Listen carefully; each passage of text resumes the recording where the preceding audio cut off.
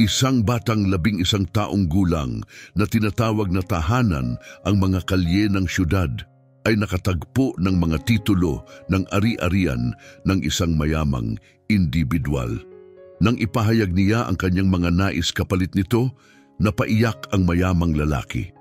Si Carlito na lumaki sa mga lansangan ay itinuring ang mga ito bilang kanyang tanging kanlungan.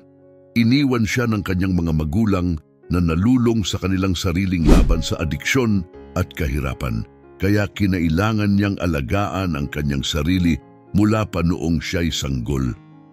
Sanay na si Carlito sa pangangalakal ng pagkain at tirahan, naghahalungkat ng basura at umaasa sa awa ng mga nagdaraan. Sa kabila ng matinding hirap ng kanyang buhay, nanatili siyang umaasa at positibo. Pinanghahawakan ang paniniwalang maaari pang magbago ang kanyang sitwasyon. Araw-araw, bumabangon siya ng may panibagong determinasyon upang samantalahin ang anumang pagkakataong maaaring magbago ng kanyang kapalaran. Sa araw na ito, maaga siyang bumangon bago pa sumikat ang araw, handang sulitin ang mga unang oras na mahalaga sa pangangalap ng pagkain o mahahalagang bagay na maibebenta. Tinahak niya ang mga tahimik na kalsada, iniiwasan ng dagsa ng mga taong dumaraan sa umaga. Nakasuot ng punit-punit na damit, lubos na kapansin-pansin ang itsura ni Carlito laban sa marangyang tanawin ng mayayamang distrito ng lungsod, puno ng mga engranding mansyon. Bagamat alam niyang dapat niyang iwasan ang mga lugar na ito dahil sa mga regular na patrolya ng pulis na madalas nagtutugis ng mga gaya niya, nagtiwala siya sa kanyang kutob na nagdala sa kanya sa isang eskinita sa gitna ng malalaking bahay, isang lugar na maaaring hindi napapansin ng iba. Sa katahimikan ng eskinita, naghahalungkat si Carlito sa mga basurahan at madidilim na sulok. Nahuli ng kanyang atensyon ang isang kumikislap sa dilim. Lumapit siya, puno ng kaba at pananabik, at natagpuan ang isang itim na leather na maleta. Maingat niyang binuksan ito, umaasang may makikitang mahahalagang bagay na maaari niyang maibenta. Ngunit sa loob ng maleta, natagpuan ni Carlito ang koleksyon ng mga dokumento na may pirma at opisyal na tatak. Ito ay mga titulo ng ari-arian. Lahat ay nakapangalan kay Antonio Navarro, isang kilalang negosyante sa lugar. Gulat na paupo si Carlito sa eskinita, naguguluhan sa kahulugan ng kanyang natagpuan. Ang mga titulo ay tiyak na napakahalaga at ang pagmamay-ari nito ay maaring baguhin ang kanyang buhay mula sa kahirapan tungo sa kaginhawahan at seguridad. Subalit isang matibay na moral na kompas ang gumabay kay Carlito, sinasabing ang pag-angkin sa mga dokumentong ito ay mali. Napagpasyahan niyang ibalik ang mga ito sa tunay na may-ari. Umaasang makakatanggap siya ng kaunting tulong bilang kapalit. Ang desisyong ito ang nagmarka ng mahalagang sandali sa kanyang buhay. Buong tapang na nagtungo si Carlito patungo sa malaking mansyon sa dulo ng kalsada. Ang kanyang puso ay pumipintig sa pinaghalong pag-asa at takot. Pinanghihinaan siya ng loob sa ideyang maaaring siya'y itaboy o mas masahol pa, akusahan ng pagnanakaw. Gayunpaman, nagpatuloy siya, mahigpit na hawak ang maleta. Pagdating sa engranding pintuan ng mansyon, natigilan siya, humanga sa karangyaan nito, ngunit tinipon ang kanyang lakas ng loob at malakas na kumatok sa malaking kahoy na pinto. Maya-maya, bumukas ang pinto at lumitaw ang isang may edad na butler na may matalim na tingin. "Ano ang kailangan mo?" tanong ng butler. Pinagmamasdan si Carlito ng may halatang pagdududa. "Magandang hapon po, Ginoo," tugon ni Carlito, matatag ang tinig sa kabila ng kanyang kaba. "Kailangan ko pong makausap si Ginoong Antonio Navarro, napakahalaga po nito." Tinitigan ng butler si Carlito mula ulo hanggang paa, hindi maitago ang kanyang pagdududa.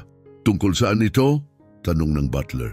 "Hindi basta-basta tumatanggap si Ginoong Navarro ng mga bisitang walang paunang abiso. May natagpuan po akong bagay na nararapat kay Ginoong Navarro, paliwanag ni Carlito habang ipinakita ang maleta. Mga titulo po ito ng ari-arian at naniniwala akong mahalagang maibalik ang mga ito sa kanya. Nagbago ang ekspresyon ng butler mula sa pagdududa patungo sa gulat nang masulyapan ang mahahalagang dokumento sa loob ng maleta. Walang sinabi, umatras ito at isinara ang pinto. Iniwan si Carlito na kinakabahan habang naghihintay sa labas. Parang bumagal ang oras kay Carlito habang nakatayo siya roon. Maya-maya muling bumukas ang pinto at sa pagkakataong ito, si Antonio Navarro mismo ang nasa harap niya. Ang gitnang edad na lalaki ay may dalang awtoridad at karangyaan. Ang kanyang mga mata ay tumingin ng matalim kay Carlito na parang sinusuri siya ng may halong kuryosidad at pagdududa. Ano ang hinahanap mo, bata? Tanong ni Navarro sa isang malalim at nangingibabaw na tono. Nilakasan ni Carlito ang kanyang loob, lumapit at iniabot ang maleta. Ginoo, natagpuan ko po ito sa isang eskinita malapit dito, sabi niya. Nanginginig ang boses. Naglalaman po ito ng mga titulo na sa tingin ko ay inyo. Hindi ko po alam kung paano napunta doon pero naramdaman kong kailangang maibalik ito sa inyo. Tinanggap ni Navarro ang maleta at agad sinilip ang laman nito. Ang una niyang pagdududa ay napalitan ng gulat nang makita niyang tunay ang mga dokumento. Kahanga-hanga, bulong niya para bang sa sarili lamang. Ikaw ang nakakita nito at ano ang inaasahan mong kapalit ng ginawa mong ito? Napatigil si Carlito, nagulat sa tanong. Umaasa siya ng pasasalamat, marahil isang gantimpala, ngunit ang prangkang tanong ni Navarro ay nagulat siya. Pagkaraan ng ilang sandali, tiningnan niya si Navarro ng matatag. Wala po akong hinihiling, Ginoo, sagot niya ng taos puso. Inisip ko lang na tama na ibalik ito sa inyo. Hindi po ito akin para angkinin. Nanatiling hindi mabasa ang mukha ni Navarro sa loob ng ilang segundo, ngunit unti-unting lumitaw ang isang bahagyang ngiti. Sa tingin mo ba niloloko mo ako? Tanong ni Navarro na may halong panunuya. Lahat ay may nais, kung hindi pera ay pabor. Sabihin mo sa akin, ano ba talaga ang gusto mo?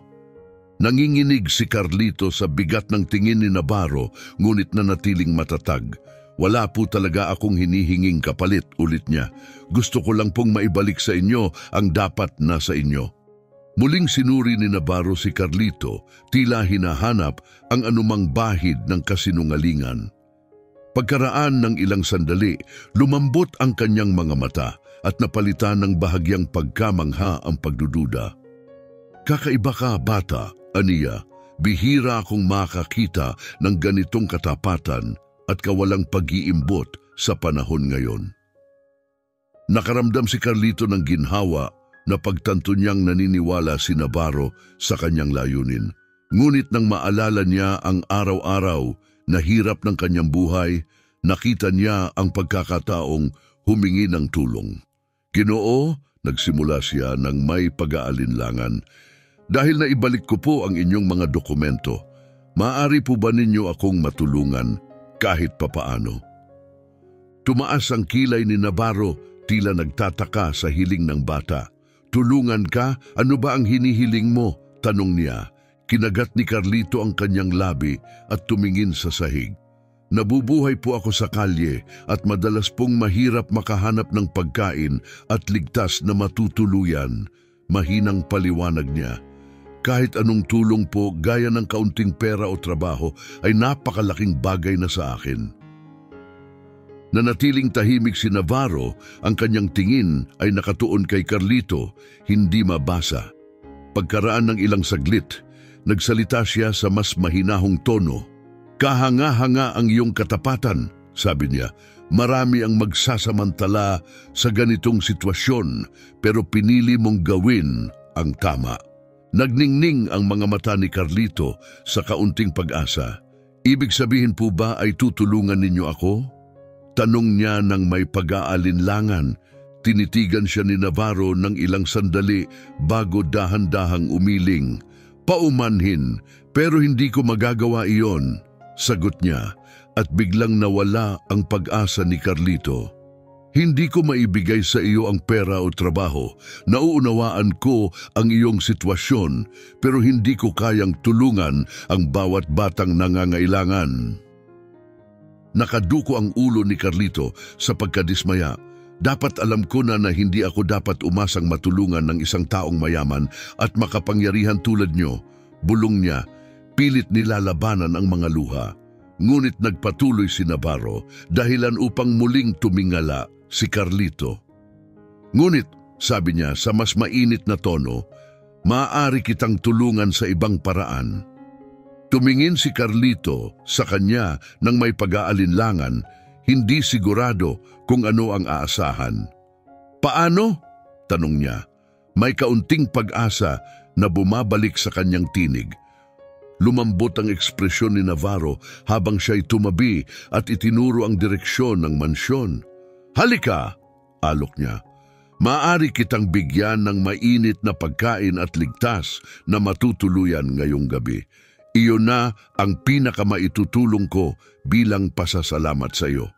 Napatulala si Carlito, hirap pang maniwala sa kabaitan na ipinapakita sa kanya. Hindi ko po alam kung ano ang sasabihin, nauutal niyang sagot, punong-puno ng emosyon. Huwag ka nang magsalita, tugon ni Navarro na may mahinahong ngiti. Pumasok ka na't magpahinga, ligtas ka rito.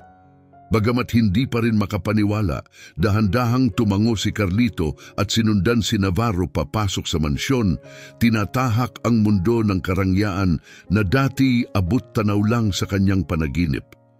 Habang dumaraan sila sa mga napakagarang koridor ng mansyon, nalula si Carlito sa opulensyang bumabalot sa paligid. Halos hindi niya maunawaan na ang ganitong kayamanan ay pagmamay-ari ng isang tao lamang. Huminto sila sa harap ng isang pintuang yari sa makinis at dekalidad na kahoy na binuksan ni Navarro. Dito ka matutulog ngayong gabi, sabi niya ng may mahinahong tinig, nakatingin sa bata. Maging komportable ka at ihahanda ko ang iyong pagkain mamaya. Dahan-dahang pumasok si Carlito, namamangha sa ganda ng silid. Nandoon ang isang malapad na kama na may 4 na haligi, isang eleganteng aparador, isang tokador at isang nightstand. Lahat ay walang bahid dungis at tila hindi pa nagagalaw. Nag-atubili siyang hawakan ang kahit anong bagay, takot na baka masira niya ang perpektong kaayusan nito.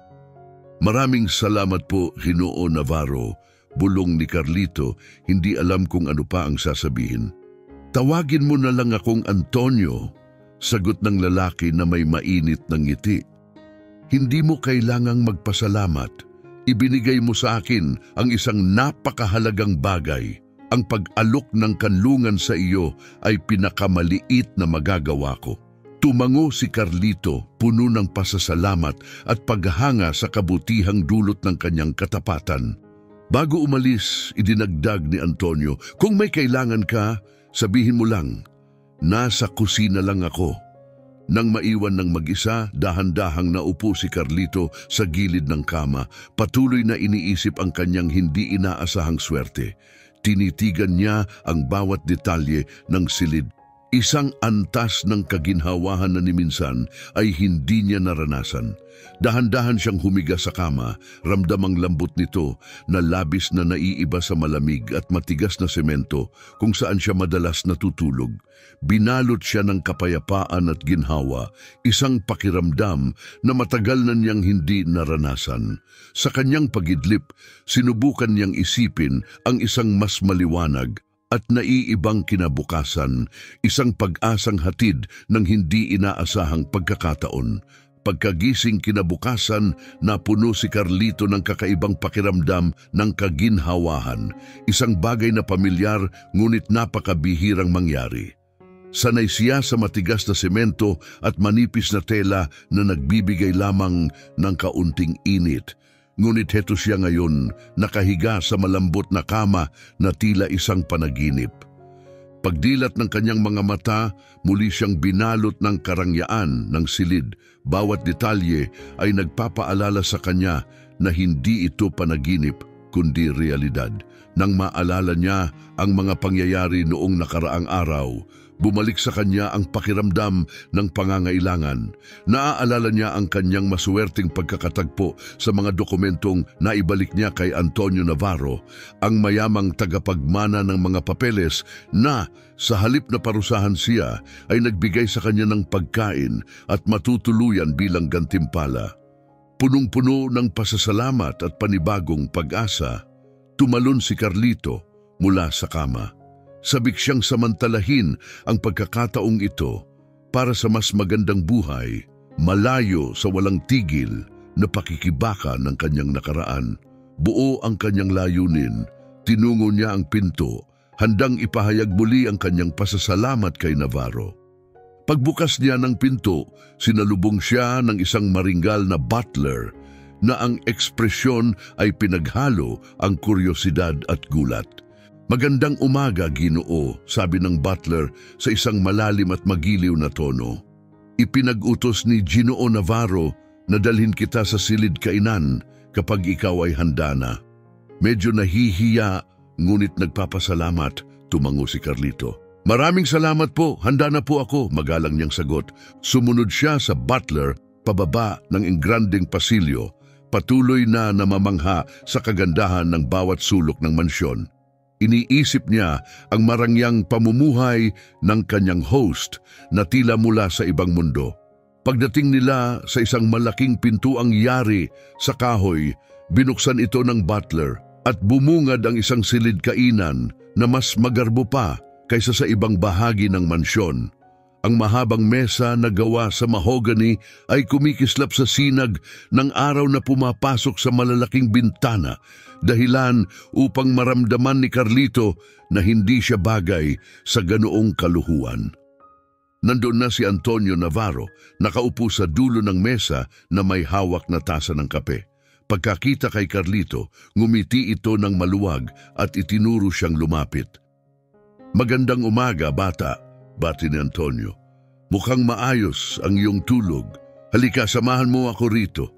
Saglit na natigilan si Carlito, nabigla sa marangyang paligid. Ngunit dahil sa magiliw na kilos ni Antonio, nagpatuloy siya at umupo sa upuang itinuro sa kanya. "Sana'y nakatulog ka ng mahimbing," patuloy ni Antonio habang ipinupuno ang isang tasa para kay Carlito. "Mas mukhang masigla ka ngayon kaysa kahapon." "Opo, maraming salamat po," sagot ni Carlito habang maingat na tinatanggap ang tasa. "Hindi ko po kailanman naranasan ang ganitong kaginhawahan sa pagtulog." Tumango si Antonio, nasisiyahan at sinuri si Carlito ng may matamang pagtingin. "Ngayon, sabihin mo sa akin ang pangalan mo," tanong niya ng may kuryosidad. "Ako po si Carlito, Ginoo," sagot ng bata, bahagyang na-overwhelm sa matalim na tingin ni Antonio.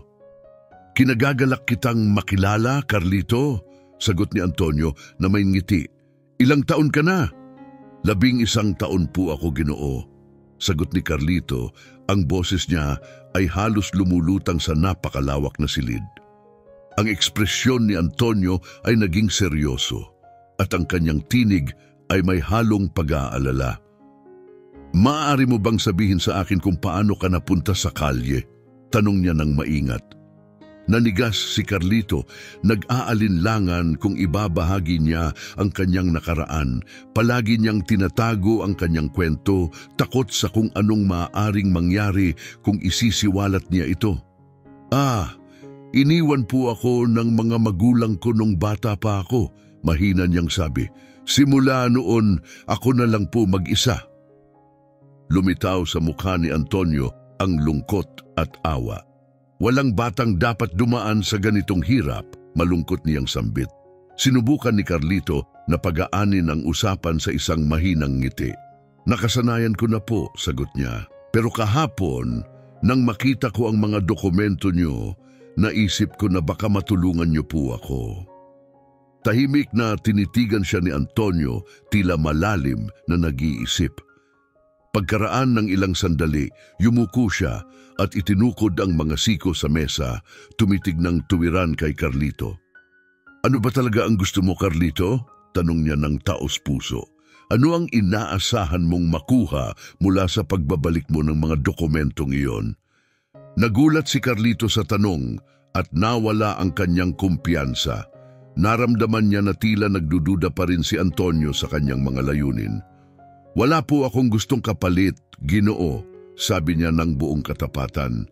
Ginawa ko lang po ang tama sa pagbabalik ng mga iyon. Wala po akong inaasahang kapalit. Mataman siyang pinagmasdan ni Antonio, hinahanap ang anumang bakas ng kasinungalingan. Sigurado ka ba dyan, Carlito? Tanong pa nito, sinubok siya. Karamihan sa mga tao na nasa kalagayan mo ay makikita ito bilang pagkakataong humingi ng higit pa. Umiling si Carlito, ramdam ang emosyon na bumabara sa kanyang lalamunan. Opo, sigurado po ako, sagot niya ng may pagpipigil. Sinserong sinasabi ang kanyang iniisip. Sumpa po, ang tanging nais ko lang ay magkaroon ng tahanan at pamilyang magmamahal sa akin. Pagtatapat ni Carlito, nanginginig ang kanyang boses. Maaaring parang napakalaki ng hinihiling ko, pero iyon lamang po talaga ang pinapangarap ko. Natahimik si Antonio, malinaw na naantig sa taos-pusong pakiusap ng batang lalaki. Sandaling nasilayan ni Carlito ang damdamin sa mata ng mayamang lalaki bago ito muling bumalik sa pagiging kalmado at nagsalita ng marahan. Carlito, ang iyong mga salita ay nag-iwan ng malalim na impresyon sa akin. Marami ang maaaring gamitin ang ganitong sitwasyon para sa sariling kapakinabangan, pero ipinakita mo ang isang pambihirang katapatan at kababaang loob. Sa narinig, sumiklab ang pag-asa sa puso ni Carlito. Ginoo Navarro, ako po, simula niya, ngunit itinaas ni Antonio ang kamay upang pigilan siya. Pakiusap, hayaan mo akong tapusin, sabi nito ng mahinahon. Hindi material o makasariling bagay ang iyong hinahangad. Mas mahalaga ang iyong nais, isang tahanan at pamilyang nagmamahal. Tumigil si Antonio. Ang kanyang mukha ay tila may bahid ng lungkot. Bagaman hindi kita mabibigyan ng trabaho o pera, patuloy niya, maaaring may iba akong mas mahalagang maibigay. Halos hindi na humihinga si Carlito habang nakikinig. Bawat salita ay parang musika sa kanyang tenga. Kung ikaw ay papayag, ani Antonio na may banayad ng ngiti sa kanyang mga labi. Nais kong manatili ka rito sa akin upang maging pamilya kita.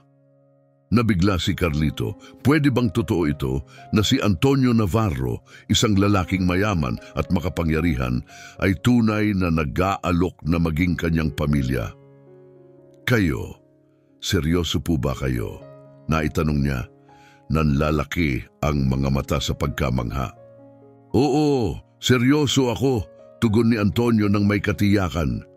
Alam kong ito ay biglaan, pero kumbinsido ako na marahil ay kaya kong ibigay sa iyo ang higit pa sa mga material na bagay. Halos hindi makahinga si Carlito, hirap pa ring paniwalaan ang alok. Hindi niya kailanman inisip na posible ang ganito, ang magkaroon ng tahanan at pamilyang nagmamahal ay parang pangarap na napakalayo. Hindi ko po alam kung anong sasabihin. Mahinang bulong niya, nanginginig ang boses sa emosyon. Sobra po ito. Inilagay ni Antonio ang kanyang kamay sa balikat ni Carlito nang maingat, puno ng pagmamahal na tila paternal. Alam kong mahirap itong tanggapin, wika ni Antonio ng marahan, pero totoo ito. Nais kong manatili ka rito upang maging bahagi ng pamilyang matagal mo nang pinapangarap. Naluha si Carlito, labis na naantig sa kabutihang ipinakita ni Antonio. Palagi niyang itinuro sa sarili na huwag umasa sa iba, na huwag asahan ng kahit ano. Ngunit narito ang pagkakataon, napakalalim at napakaganda na halos hindi niya maunawaan. Hindi ko po alam kung anong sasabihin. Ulit niya, boses na pira-piraso sa damdamin. Hindi ko po inisip na gugustuhin ng isang tulad niyo ang isang katulad ko. Ngumiti si Antonio ng may init, marahang pinisil ang balikat ni Carlito. Iyon mismo ang nais ko, madiin niyang sabi. Nais kong maging bahagi ka ng buhay ko upang maging bahagi ng aking pamilya. Hindi na napigilan ni Carlito ang kanyang emosyon at yumakap siya kay Antonio ng mahigpit, parang batang matagal nang naghahanap ng pagmamahal at pagkalinga. Mahigpit din siyang niyakap ni Antonio, puno ng pagkalingang pang-ama na matagal nang pinapangarap ni Carlito. Maraming salamat po, Ginoo Navarro. Umiiyak na sabi ni Carlito, ang kanyang mga salita ay namumutawi sa hikbi. Salamat po sa pagnanais na maging pamilya ko. Hinaplos ni Antonio ang ulo ni Carlito ng may pagmamahal. Tawagin mo akong Antonio, sabi niya ng malumanay, at hindi mo kailangang magpasalamat. Ito ang gusto ko at umaasa akong ganoon din ang nararamdaman mo. Humakbang palayo si Carlito mula sa yakap. Ang kanyang mukha ay nagliwanag sa isang ngiti na puno ng saya. Oo, Antonio, sagot niya ng may tuwa, natural na bumibigkas ang pangalan nito. Ito po ang pinakanais ko sa lahat. Masaya, itinuro ni Antonio ang mesa na puno ng pagkain. Simulan natin ang araw sa isang masarap na pagkain, ano? Mungkahi niya habang inilalapag ang isang plato ng pagkain sa harap ni Carlito. Siguradong gutom ka na matapos ang lahat ng pinagdaanan mo. Nang makita ang masarap na pagkain, naramdaman ni Carlito ang kanyang gutom. Agad siyang naupo at nagsimulang kumain.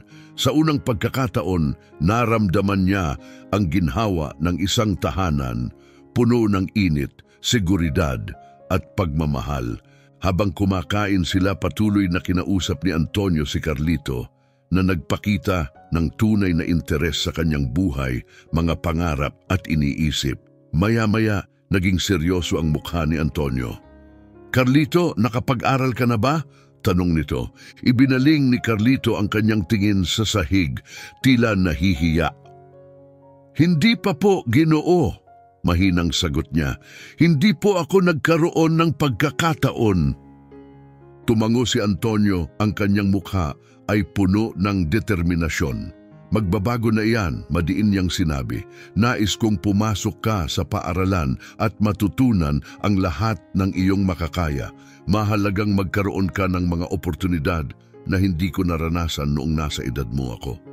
Napatitig si Carlito sa kanya, ang mukha niya ay pinaghalo ang pagkabigla at pag-asa na biglang nagliwanag. Totoo po?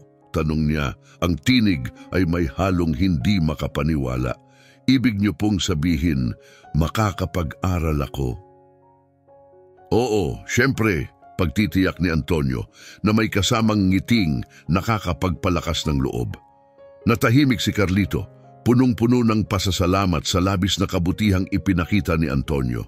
Matagal na niyang pinapangarap ang magkaroon ng tahanan at pamilyang nagmamahal, ngunit ang pangako ng edukasyon ay isang bagay na hindi man lang niya inisip na posible. Napakalaki po nito, Antonio. Hindi ko po inaasahan na may taong katulad nyo na magmamalasakit sa isang tulad ko. Bulong ni Carlito, ang boses niya ay puno ng taus-pusong pasasalamat. Binigyan siya ni Antonio ng isang mainit at maunawaing tingin at inilagay ang kamay sa kanyang balikat bilang pagtitiyak. Carlito, simula ni Antonio sa malumanay na tinig, masyado akong nalibang sa aking negosyo, nakatuon sa yaman, at nalimutan ko kung ano talaga ang mahalaga, ang maging bahagi ng isang pamilya. Tumigil saglit si Antonio, ang kanyang mga mata ay sumilay ng bahagyang lungkot. Noong nakatayo ka sa pintuan ko, ipinakita mo ang iyong katapatan at kababaang loob. May naantig sa akin, patuloy niya. Narealize ko na sa pagtulong sa iyo, hindi lang ito basta gawaing makatao. Ito rin ang maaaring magbigay sa akin ng tahanan at pamilyang matagal ko nang hinahanap. Tinitigan siya ni Carlito, punong-puno ng pagkamangha, hirap maunawaan kung paano ang isang taong makapangyarihan at matagumpay ay makaramdam ng ganitong kalungkutan. Pero bakit ako? Bulong ni Carlito, halos hindi marinig. Bakit ninyo gugustuhin ang isang katulad ko sa inyong buhay? Ngumiti si Antonio ng may pagmamahal, mariing pinisil ang balikat ni Carlito. Dahil ikaw, Carlito, ay nagpakita ng isang marangal at dalisay na puso, paliwanag niya. Sa kabila ng lahat ng hirap na pinagdaanan mo, napanatili mo ang iyong integridad at iyon ay isang bagay na labis kong iginagalang at hinahangaan.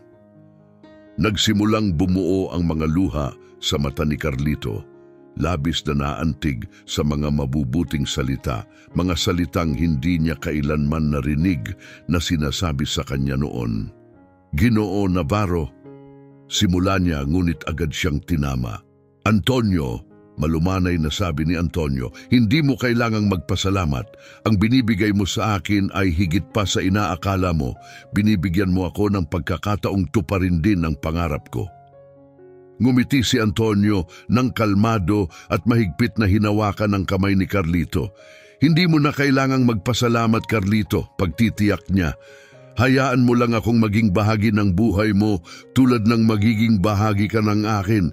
Tumango si Carlito habang dumadaloy ang mga luha sa kanyang pisngi. Nilalamon ng emosyon ang kanyang puso. Binibigyan niyo po ako ng pagkakataong magkaroon ng pamilyang matagal ko nang pinapangarap. Madiin na sabi ni Antonio. Hayaan mo akong maging ama na kailanman ay hindi mo nagkaroon. Labis na naantig, tumayo si Carlito at muling yumakap kay Antonio ng mahigpit. Mahigpit din siyang niyakap ng lalaki, nagbibigay ng seguridad at init na matagal nang ninanais ni Carlito. Salamat po, Antonio. Umiiyak na sabi ni Carlito sa balikat nito. Salamat po sa pagpili na maging pamilya ko. Hindi, ikaw na ang pamilya ko, bulong ni Antonio pabalik. Nanginginig ng bahagya ang tinig habang hinahaplos ang buhok ni Carlito. At ipinapangako ko na gagawin ko ang lahat upang hindi mo na muling maranasan ang mga hirap na iyon. Nanatili silang magkayakap ng ilang sandali, pinaparamdam ang lalim ng kanilang bagong ugnayan. Pagkatapos, dahan-dahang lumayo si Antonio at hinawakan ang mukha ni Carlito sa kanyang mga kamay. Ang mga mata nito ay puno ng damdamin. Maligayang pagdating sa iyong bagong tahanan, anak, aniya. Ang ngiti niya ay puno ng tunay na kagalakan. Gumanti ng ngiti si Carlito, ang kanyang puso ay nag-uumapaw sa kaligayahan. Sa unang pagkakataon, naramdaman niyang siya ay nasa tahanan, ligtas, minamahal at pinapahalagahan. Mula sa sandaling iyon, nagbago ang buhay ni Carlito. Inako ni Antonio ang responsibilidad na siguraduhing makuha ni Carlito ang lahat ng nawala sa kanya noong nasa lansangan siya. Agad niyang inayos ang isang silid para kay Carlito. Ginawa itong komportable at puno ng mga bagay na kailangan ng isang bata. Namangha si Carlito sa kanyang bagong silid. Halos hindi makapaniwala na ang ganitong kaginhawahan ay para sa kanya. Binilhan din siya ni Antonio ng mga bagong damit, dekalidad at akmang-akma sa kanya na nagpabago sa kanyang anyo at nagbigay sa kanya ng kumpiyansa. Hindi lamang material na bagay ang ibinigay ni Antonio. Ginugol nila ang maraming oras sa pag-uusap, pagbabahagi ng pagkain at paglilibot sa malawak na ari-arian. Unti-unti naramdaman ni Carlito ang seguridad at kapanatagan at nagsimula niyang ituring si Antonio bilang ama na matagal niyang hinahangad. Isa sa mga pangunahing pangako ni Antonio ay ang siguraduhing makakuha si Carlito ng mahusay na edukasyon. Ang batang dating deprived o nawalan ng pagkakataong makapag-aral ay labis na natuwa sa pagkakataong makapag-aral at maabot ang kanyang potensyal. Inilagay siya ni Antonio sa isang prestihiyosong pribadong paaralan na mayroong lahat ng kinakailangang kagamitan upang matulungan si Carlito na makapag-adapt at magtagumpay.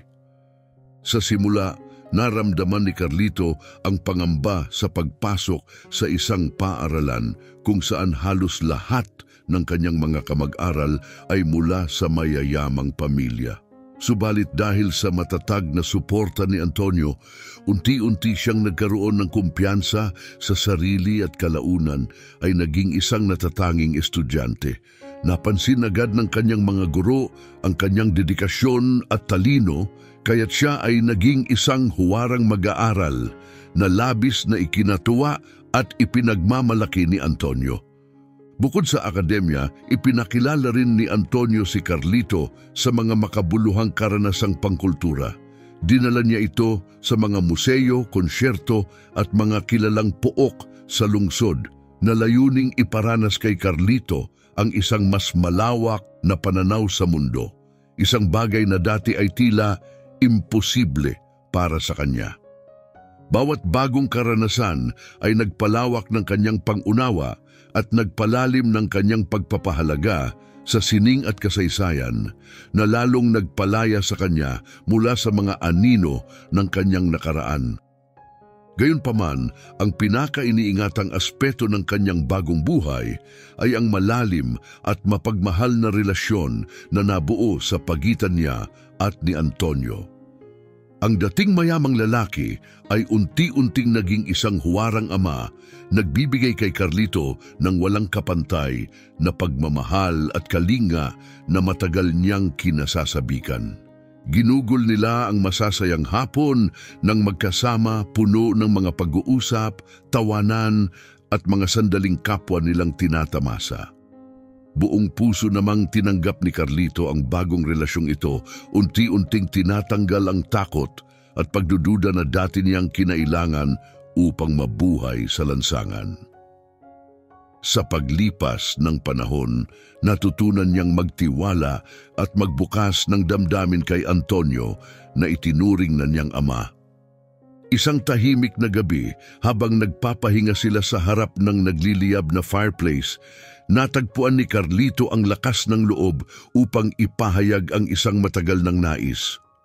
Antonio, simula niya ng mahinahon, pwede ko po ba kayong tawaging tatay? Ang tanong na yon ay nagmistulang, nagbitin sa hangin, puno ng damdamin. Nagliwanag ang mukha ni Antonio sa isang taimtim ng ngiti. Iyon ay magiging isang malaking karangalan para sa akin, anak, tugon niya ng may init, sabay abot sa kamay ni Carlito. Nabuhayan ng loob si Carlito, ang kanyang puso ay nag-uumapaw sa saya. Matagal na niyang pinapangarap ang magkaroon ng isang ama na magmamahal at mag-aalaga sa kanya, at sa wakas natupad na ang pangarap na iyon. Lumapit siya kay Antonio at niyakap ito ng mahigpit, hinayaan ang kanyang mga luha ng pasasalamat na bumagsak. Maraming salamat po tatay, bulong niya, nanginginig ang boses. Salamat po sa lahat.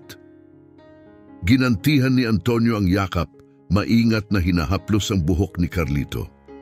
Salamat din sa iyo, Carlito, tugon ni Antonio. Ang tinig ay halos pabulong sa damdamin. Binigyan mo ako ng pagkakataong magkaroon ng pamilyang matagal ko nang pinapangarap. Nagkasundo sila sa katahimikan, damang-dama ang lalim ng kanilang bagong ugnayan. Ang sandaling iyon ay nagbigay kay Carlito ng kaligtasan at init na matagal niyang kinasasabikan. Mula sa araw na iyon, nagbago ng lubusan ang buhay ni Carlito. Wala na ang batang pinabayaan at nag-iisa na dating itinutulak ng tadhana na magtiis sa lansangan. Sa kanyang lugar ay isang binatang may tahanan, isang pamilyang nagmamahal, at isang hinaharap na puno ng pag-asa at mga pagkakataon. Ibinigay ni Antonio kay Carlito ang lahat ng kinakailangang kasangkapan upang matamo ang kanyang personal na pag-unlad. Inilista siya sa mga klase ng musika, sining at palakasan upang mapaunlad ang kanyang mga talento at interes. Bukod pa rito, siniguro ni Antonio ang kanyang edukasyon sa pinakamataas na antas, kinuha ang pinakamahusay na mga guro at inilista siya sa pinakaprestihiyosong paaralan sa lungsod. Ang batang minsang isinuko na ang sarili sa buhay ng kawalan at kapabayaan ay ngayoy namumukadkad na. pinapalibutan ng mga oportunidad at pribilehiyong lampas pa sa kanyang mga pangarap. Unti-unting naging isang tiwala sa sariling binata si Carlito, palaging mausisa sa mundo at sabik matuto. Pinuri siya ng kanyang mga guro at tagapayo para sa kanyang talino, kasipagan at pagkahilig sa pag-aaral. Pinagmamasdan ni Antonio si Carlito na tinutupad at nilalampasan ang bawat hamon na kanyang kinakaharap. At sa bawat tagumpay, naramdaman niyang natagpuan na niya ang pamilyang matagal niyang hinahanap. Buong puso niyang ibinuhos ang kanyang suporta at pagmamahal kay Carlito. Ang kanilang ugnayan ay naging matibay at hindi matitinag na itinayo sa tiwala, respeto at pagmamahal. Naging gabay at haligi ng buhay ni Carlito si Antonio at naging puso naman ni Carlito ang buong mundo ni Antonio. Sa araw ng pagtatapos ni Carlito, hindi maitago ni Antonio ang kanyang labis na pagmamalaki. Nakaupo siya sa unahan, ang kanyang ngiti ay tila nagbibigay liwanag habang umaakyat si Carlito upang tanggapin ang kanyang diploma, ang bunga ng maraming taon ng pagsisikap at determinasyon. Habang kinakamayan ni Carlito ang universidad na kansilyer, halos hindi mapigil ni Antonio ang kanyang luha. Muling bumalik sa kanyang alaala ang araw na unang lumapit sa kanya ang batang limot na ng mundo. Dala ang mga nawalang dokumento at nanalo sa kanyang tiwala dahil sa kanyang katapatan at kababaang loob. Sino ang mag-aakala na ang hindi inaasahang pagkikitang iyon ay babago sa kanilang mga buhay ng ganoon kalalim? Matapos ang seremonya, nagyakap ng mahigpit sina Antonio at Carlito. "Ginawa mo ito, anak!" masayang sabi ni Antonio habang tinatapik ang likod ng binata. "Sobrang ipinagmamalaki kita." Ang ngiti ni Carlito ay nakakahawa at nagningning ang kanyang mga mata sa kagalakan. "Dahil po ito sa inyo, tatay," sagot niya ng taos-puso. "Hindi ko mararating ito kung wala ang inyong suporta at pagmamahal." Inakap ni Antonio si Carlito sa balikat habang tinungo nila ang kanilang mga kaibigan at pamilya na naghihintay. Ipinakilala niya si Carlito ng buong pagmamalaki. "Kilalanin niyo ang aking anak, si Carlito," masayang sabi ni Antonio. "Top of his class." Nahiya ng kaunti si Carlito sa mga papuri, ngunit hindi maikakaila ang kanyang labis na pasasalamat. Ilang taon na ang nakalipas, hindi niya inakalang mapapabilang siya sa ganitong sandali, napapalibutan ng mga taong nagdiriwang ng kanyang mga tagumpay. Kinagabihan, nagdaos si Antonio ng engranding salu-salo sa kanilang mansyon upang ipagdiwang ang pagtatapos ni Carlito. Ang buong tahanan ay napuno ng ingay ng pamilya, mga kaibigan at mga kakilala na nagtataas ng mga baso para kay Carlito. Ang bahay ay puno ng musika, tawanan at kaligayahan. Bagamat nalulula sa pansin, hindi mapigilan ni Carlito ang patuloy na pagngiti, damang-dama ang kanyang tagumpay at kasiyahan. Lahat ay bunga ng walang katapusang kabutihan at pagmamahal ni Antonio, na hindi lamang naging kanyang ama kundi kanyang pinakamalaking sandigan. Habang nagsimula na ang mga talumpati, tumayo si Antonio at tinawag ang lahat upang makinig. May kalmadong tindig, humarap siya kay Carlito at sinimulan ang kanyang talumpati. "Taon na ang nakalipas, may isang batang tila iniwan na ng lahat ang dumating sa aking pintuan." Panimula ni Antonio, ang kanyang tinig ay puno ng damdamin. Ibinabalik niya ang ilang dokumentong aking naiwala. Ang simpleng kilos na iyon ng katapatan at kababaang loob ay tuluyang nagbago ng aking buhay. Saglit siyang tumigil, ang kanyang mga mata ay tumingin sa tahimik at nakikinig na mga bisita. "Pinili kong tanggapin ang batang iyon, si Carlito, sa aking buhay bilang aking anak," patuloy niya. "At masasabi ko ng buong tiwala na ito ang pinakamatalinong desisyon na nagawa ko sa buong buhay ko." Nagtama ang kanilang mga mata ni Carlito at kitang-kita ang lalim ng damdamin ni Antonio. Carlito, ikaw ang ilaw na nagbibigay liwanag sa aking buhay. Idineklara ni Antonio, bahagyang nanginginig ang kanyang tinig. Ang iyong pagpupursige, iyong talino at iyong kabaitan ay nagpakita sa akin na ang tunay na kayamanan ay hindi nasusukat sa pera o ari-arian, kundi sa mga taong pinakamahalaga sa atin. Saglit siyang huminto at mapapansin ang luha sa kanyang mga mata. Ikaw ang aking ipinagmamalaki, aking inspirasyon at aking pamana, patuloy niya. At ngayong araw ng iyong pagtatapos, nais kong ipahayag ang aking pasasalamat para sa pribilehiyong maging iyong ama at para sa kamanghamanghang paglalakbay na ating pinagsaluhan. Nagpalakpakan at nag-cheer ang mga tao na antig sa taos-pusong deklarasyon ni Antonio. Puno ng luha ang mga mata ni Carlito habang lumapit siya sa kanyang ama at niyakap ito ng mahigpit. Maraming salamat, tatay, bulong niya puno ng damdamin ng tinig. Salamat sa lahat. Ginantihan ni Antonio ang yakap ng may parehong kasiglahan. Ang kanyang mukha ay nagliliwanag sa kaligayahan. Ako ang dapat magpasalamat, anak, tugon niya habang marahang hinaplos ang buhok ni Carlito. Pinaligaya mo ang buhay ko nang higit pa sa inaakala mo. Nagpatuloy ang pagdiriwang sa mga talumpati, sayawan at tawanan, ngunit natagpuan ni Carlito ang sarili na nalulunod sa matinding pasasalamat.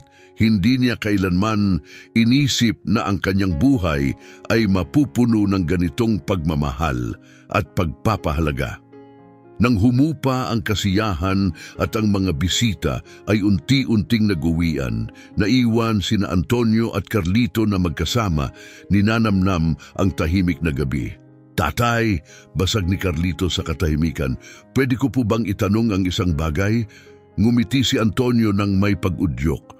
Siyempre anak, alam mong pwede mo akong tanungin ng kahit ano. Huminga ng malalim si Carlito bago nagsalita. Pinagsisisihan niyo po ba ang pagdala sa akin sa buhay niyo? Tanong niya may bahid ng pag-aalinlangan sa kanyang tono. Alam ko pong hindi niyo ako tunay na anak. Ngunit bago pa niya maituloy, pinutol siya ni Antonio, inilapag ang isang kamay sa kanyang balikat bilang pagtitiyak. Carlito, makinig kang mabuti, mariin niyang sabi. Kailanman ay hindi ko pinagsisihan ang pagbukas ng aking tahanan at puso para sa iyo. Tumigil siya saglit, tinititigan si Carlito ng buong katapatan. Ikaw ang aking anak, kahit hindi man tayo magkaugnay sa dugo. Ang pagdating mo sa buhay ko ay ang pinakamagandang desisyon na nagawa ko at lubos akong nagpapasalamat na dumating ka. Sa narinig, naramdaman ni Carlito ang matinding ginhawa at pagmamahal. Nawala ang anumang alinlangan sa kanyang kalooban tungkol sa kanyang lugar sa buhay ni Antonio at napalitan ito ng katiyakang hindi matitinag ang pagmamahal at pangako ng kanyang ama. Tatay, ako. Saglit na huminto si Carlito, naghahanap ng tamang mga salita upang ipahayag ang kanyang pasasalamat. Lubos po akong nagpapasalamat sa binigay niyong pagkakataon. Kayo po ang pinakadakilang ama na maaaring pangarapin ng sinumang nasa kalagayan ko. Nagliwanag ang mga mata ni Antonio sa pagmamahal habang hinila niya si Carlito sa isang mahigpit na yakap ng ama. Ikaw ay isang kahangahangang tao, bulong ni Antonio, at sigurado akong ang iyong kinabukasan ay magiging mas maliwanag pa. Sa yakap na iyon, nadama ni Carlito ang isang uri ng kaligtasan at pagmamahal na hindi pa niya naramdaman sa buong buhay niya. Salamat po, tatay. Pangako kong gagawin ko ang lahat upang suklian ang tiwalang ibinigay niyo sa akin. Pagkatapos ng ilang sandali, lumayo sila sa yakapan at ngumiti ng may pag-asa si Antonio. Ngayon natapos na ang iyong pag-aaral.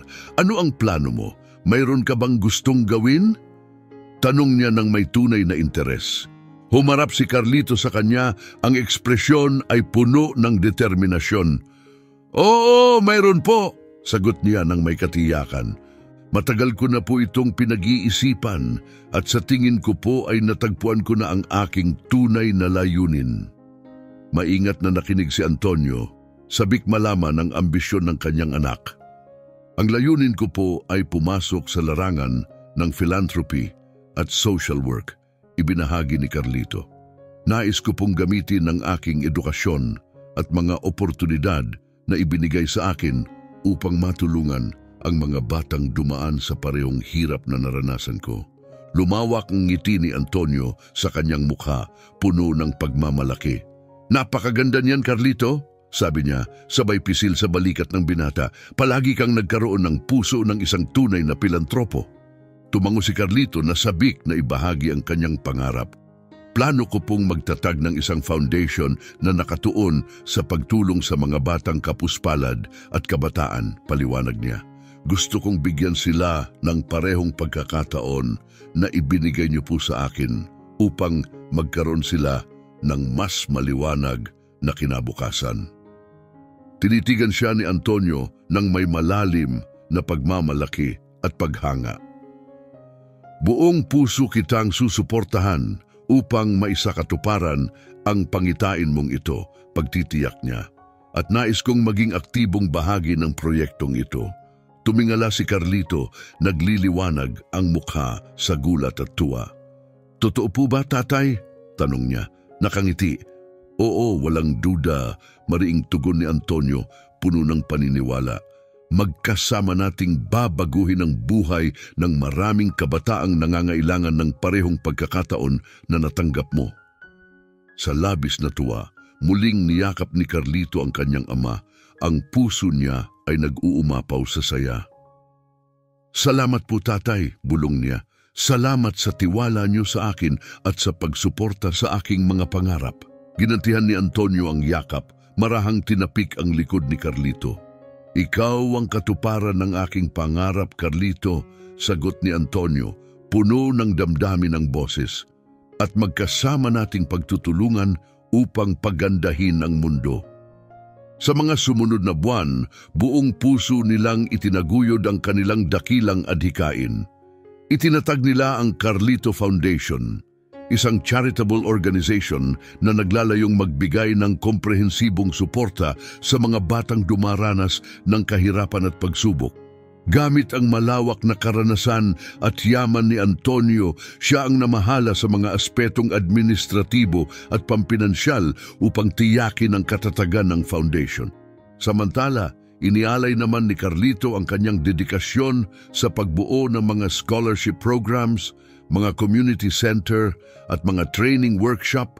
Binubuhos ang kanyang pagmamahal at sigasig sa mga proyektong ito. Dahan-dahan, lumawak ang abot ng Carlito Foundation na bumago sa buhay ng hindi mabilang na mga kabataan. Naging simbolo si Carlito ng tagumpay at inspirasyon na nagbibigay pag-asa sa marami sa pamamagitan ng kanyang personal na kwento ng pag-ahon sa hirap at sa kanyang walang sawang dedikasyon.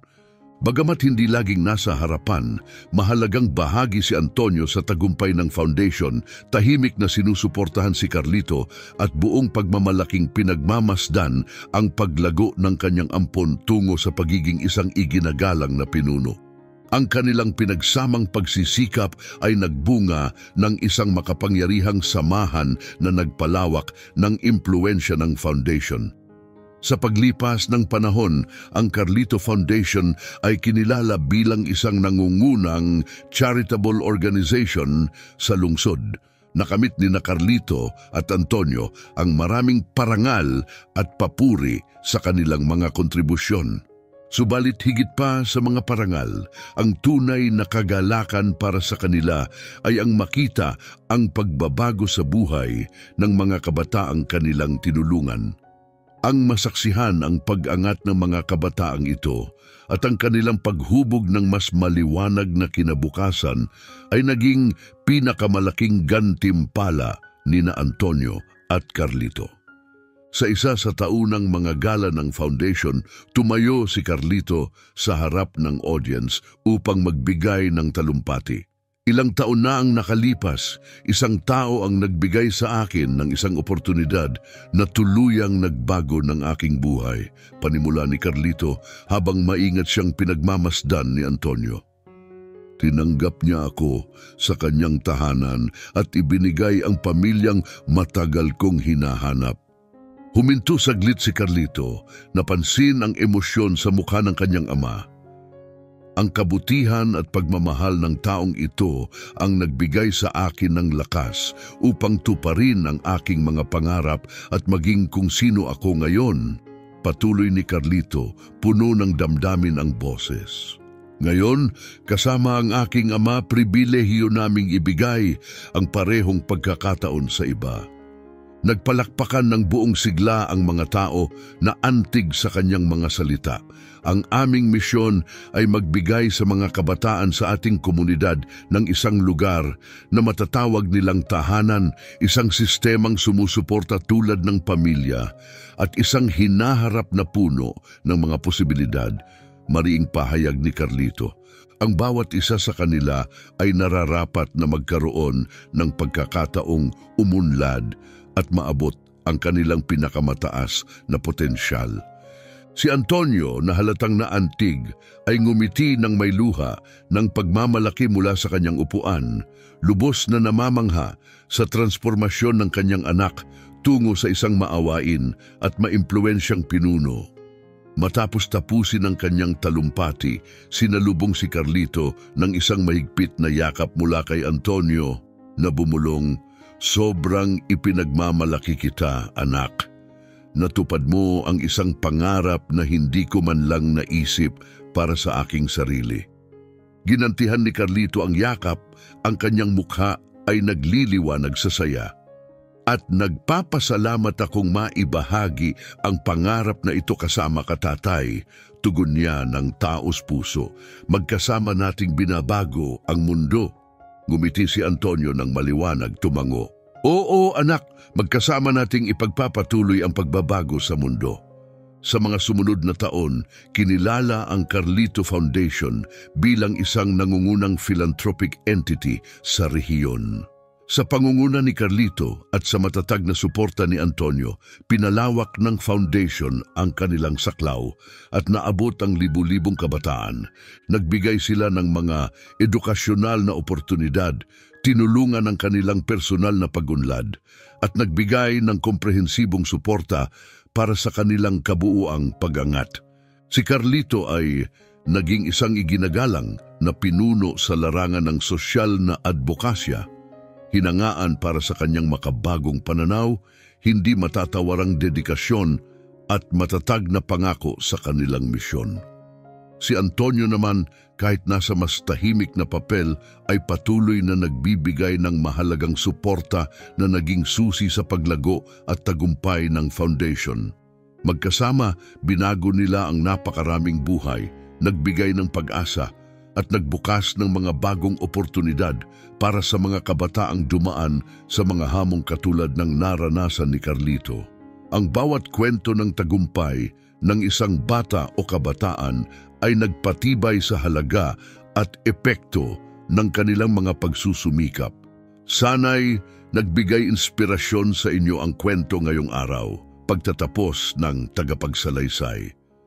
Kung nagustuhan nyo ang video na ito, huwag kalimutang mag-subscribe sa aming channel para sa higit pang mga kwentong nagbibigay inspirasyon. I-like ang video na ito at ibahagi ang inyong mga saloobin sa comment section sa ibaba. Hanggang sa susunod na video, mga kaibigan.